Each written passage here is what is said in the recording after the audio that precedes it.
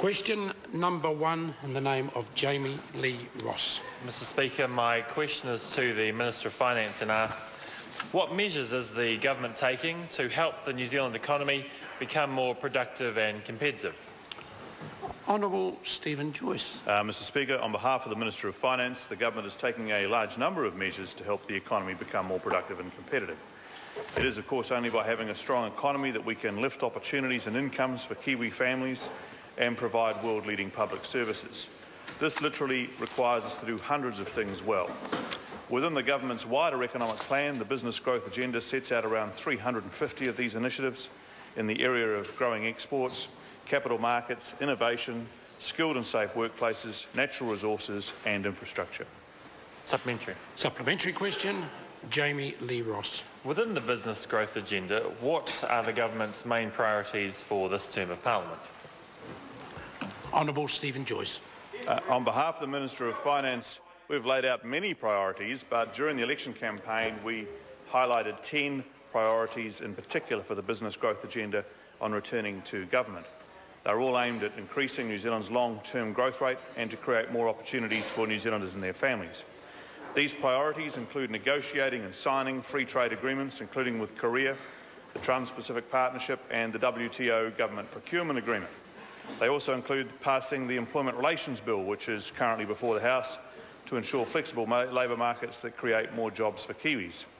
And another priority is introducing and passing a Resource Management Act reform package to provide more certainty, timeliness and cost-effectiveness in resource allocation decisions.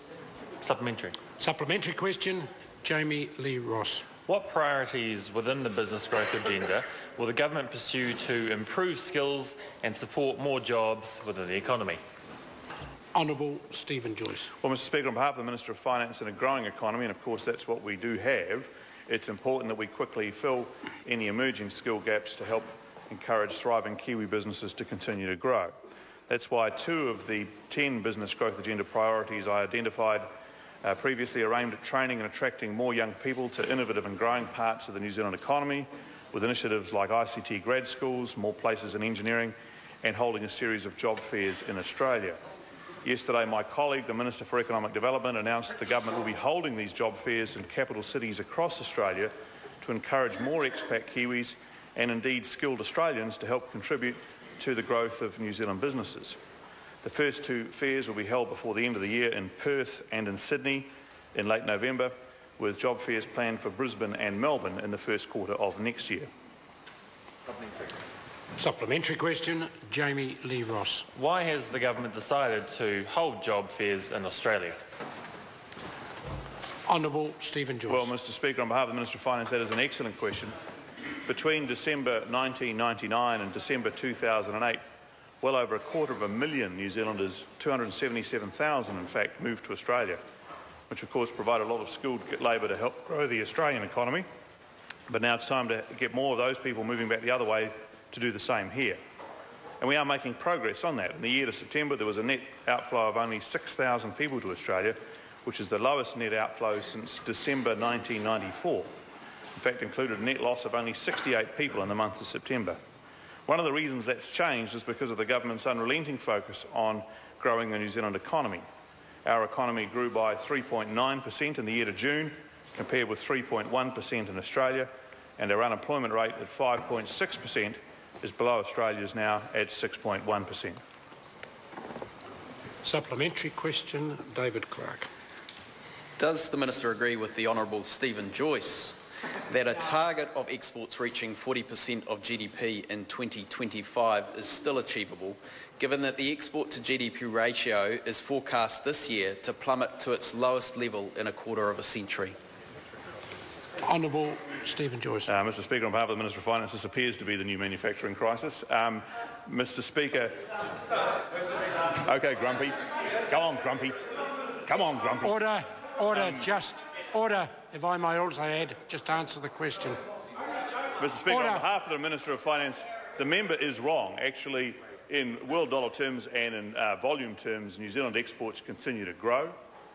Yes, because the high dollar in New Zealand dollar terms, they look lower than they otherwise would do. But actually, I can bring good news to the member. I was at the Tin 100 launch in Auckland last evening, and the member professes interest in the ICT and high-tech sectors. Once again, a further growth in exports of that sector, the top 100 tech companies in New Zealand, up to $5.6 billion in exports over the last year. That's growth of 2.3% in New Zealand dollar terms, at the highest New Zealand dollar they've had to face possibly for 50 or 60 years. Mr Speaker, supplementary question, Dr David. I seek leave to table a document showing that Treasury expects exports to further drop as a percentage of GDP for the year to March 2015 and the year to March 2016. The document's been described. What's the source of the document? The Parliamentary Library. I'll put the leave. The House will decide. Leave is sought to table that particular document prepared by the Library. Is there any objection? There is none. It will be tabled. Supplementary. Supplementary question, Dr David Clark. Given that exports relative to GDP in 2016 are forecast to reach their lowest level in 40 years, the worst since Robert Muldoon became Prime Minister, how much faster will exports have to grow relative to GDP to reach Steven Joyce's 40% target in 2025? Honourable Steven Joyce. Well, Mr Speaker, on behalf of the Minister of Finance, my understanding, we tend to work in actual volumes, not necessarily Treasury predictions, because I note that they've been expecting a significantly higher inflation rate, for example, than what's turned out in this last quarter, where New Zealand's inflation, well, actually, no, it's not arrogant at all. It's actually a 1% CPI rate, and Treasury only a few days ago was expecting a higher number. Does the member want to just take a break and listen? Order. I think it just goes to demonstrate the interjection of that, as loud as that, does lead to more disorder, but it would be much appreciated if the Minister could simply answer the question that's been asked. Well, Mr Speaker, as I was going to say, the government is working hard to reach that target by 2025. We're working hard, of course, to take New Zealanders with us, and the industries that I referred to in the previous supplementary question are achieving great progress as well. And we're also working, of course, to try and be in government at 2025 to see that target met. Point of order. Mr Speaker, I'm not sure how that addressed the question. No, on this occasion I think the question's been addressed. It may not have been satisfactorily addressed to the member and other members within the House. It's been addressed. If the member has further supplementaries, I will. Question number 2, Right Honourable Winston Peters. Mr Speaker, this question is to the Prime Minister.